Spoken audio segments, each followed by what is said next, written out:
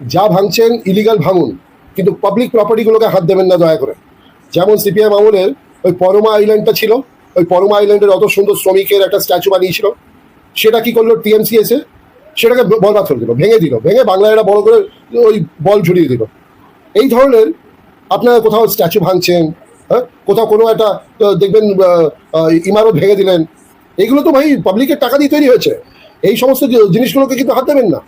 সৌন্দর্যের নামে, হ্যাঁ, পলিটিক্যাল ট্রান্সফরমেশনের নামে এইগুলোকে হাত দেবেন না, কারণ এগুলোতে কিন্তু জনসাধারণের টাকা গেছে, এগুলো কিন্তু ট্যাক্সের টাকা দিয়ে তৈরি হয়েছে। এই পুরো রাস্তা, হ্যাঁ, নীল আর সাদা আছে, এখন আপনি বলবেন যে না এটা একটা অন্যরকম কালার করে দেবো, হ্যাঁ, এটাকে আপনি আবার ট্রান্সফর্ম করে দিলেন, ঠিক। তারপরে দেখবেন যেখানে রাস্তা খোঁড়া আছে, ভাঙা আছে, সেগুলোকে রিপেয়ার না করে, হ্যাঁ, ভালো রাস্তাটাকে খুঁড়ে আবার থেকে সৌন্দর্যের নামে রিপেয়ার করে দিলেন। এই সমস্ত অযথা কাজকর্ম করবেন না। আপনারা ইলিগাল কনস্ট্রাকশনগুলোকে ডিমলিশ করছেন, ঠিক আছে, চলুন মানলাম, ওটা একটা আইন হিসেবে আপনি পালন করছেন, কিন্তু যে কোনোভাবে মনে রাখবেন এই ইলিগাল কনস্ট্রাকশনদের হকারদের যেগুলোকে আপনারা উচ্ছেদ করেছেন, যত বিল্ডিং সরিয়েছেন, এই সমস্ত লোকেদেরকে আইনতভাবে কিন্তু আবার রিইনস্টেট করবেন না। কেন রিইনস্টেট করবেন না? তার কারণ, আরে মজার ব্যাপার, যখন উচ্ছেদ করছেন ওটা বেআইনি বলে উচ্ছেদ করছেন, এবার আইনের মারফতে যখন ওটাকে আবার রিইনস্টেট করে দেবেন সেই সমস্ত লোকেদেরকে, তার মানে কি? তার মানে ওই জায়গায় ইনস্টল করার, হকার বসানোর অ্যাকচুয়ালি আপনাদের পারমিশন হলে আপনি করতে পারেন, আর যদি তারা অন্যদের পারমিশন নিয়ে বা নিজেদের থেকে দখল করেছে তারা করতে পারেন না। তার মানে এখানে পাবলিক গ্রিভেন্সেস আর পাবলিক এনক্রোচমেন্টের প্রবলেমই নেই।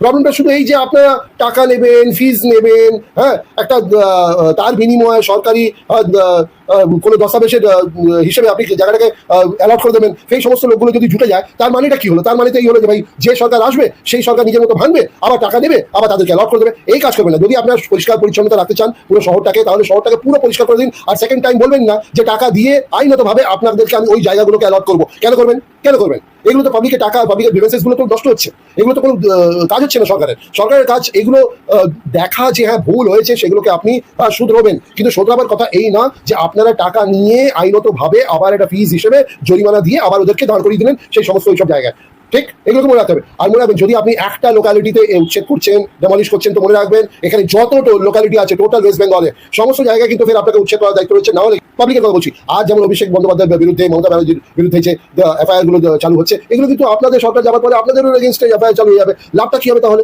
দেখুন, এই জিনিসগুলোকে রিপিটেশনে লুপে আপনারা যদি তৈরি করতে থাকেন, হ্যাঁ, প্রত্যেকবার 5 বছর অন্তর অন্তর, 10 বছর অন্তর অন্তর, 15 বছর অন্তর অন্তর, লাভ কি হচ্ছে? জনসাধারণের টাকাগুলো নষ্ট হচ্ছে, আর আমাদের বিরক্তিতা আমরা জাহির করছি এইভাবে, কিন্তু লাভ দেশের উন্নতি কিচ্ছু হচ্ছে না।